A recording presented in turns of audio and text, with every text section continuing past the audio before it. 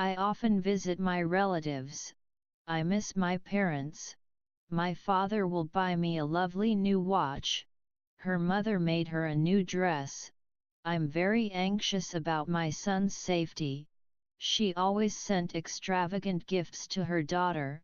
She wept because her mother teased her very much.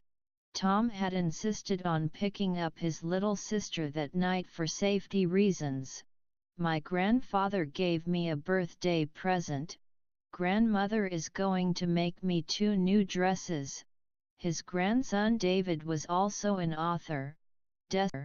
Destiny wasn't her only granddaughter. Didn't you ever hear your grandparents tell stories about how they met and got married? This antique belonged to his great-grandfather.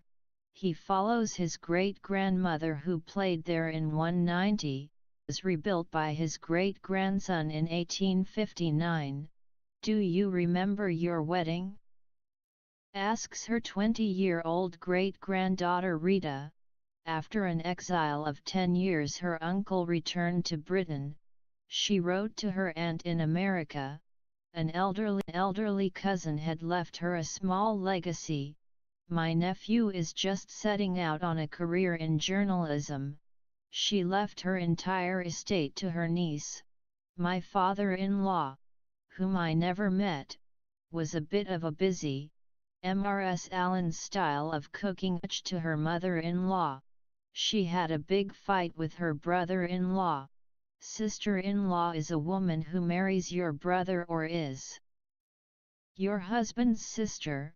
His son-in-law was the least spontaneous person he'd ever met. He would not receive her as his daughter-in-law. His godfather was actor and singer Paul Robeson. Even though my wife is godmother to your only child, he really wants to fulfill his role as godson properly. I'd like you to meet my goddaughter. He lives with his mother and stepfather. This time the stepmother locked the door.